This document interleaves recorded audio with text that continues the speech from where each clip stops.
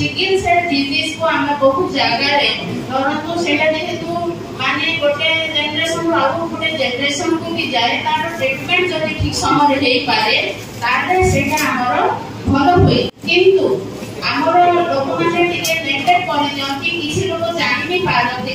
से ट्रीटमेंट बहुत सुंदर भाबरे सब जिनिस दिया जाइछि से भारत सरकार को एटा गोटे बहुत सुंदर प्रयास जहाँ को लेकि आम जब सचेतन हो पारिबा आउ सब आम जो लोकल लेवल रे जो आम कर्मकर्ता अछंती आंगनवाड़ी दीदी माने अछंती हमर एएनएम दीदी माने अछंती ताको पार्टी मध्ये जाई आम जब बुझी पारिबा ताहले निश्चित भाबे ए रोग लक्षण विषय रे कहबे हम केमति से सब को दुई करि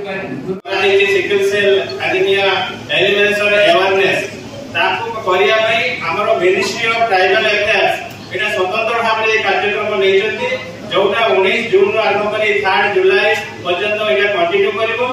आउ हमर समस्त डिपार्टमेंट तथा हमरो एठी तो आपण माने जानले जे मेडिकल हमरो प्रमुख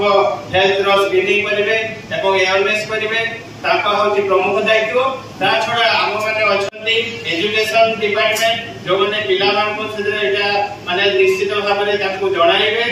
सिकल सेल डिजीज को विराट प्रॉब्लम बहुत समस्या हम समाज रे लोका कि आगु हम स्क्रीनिंग करके जानि पर स्क्रीनिंग के होनदिला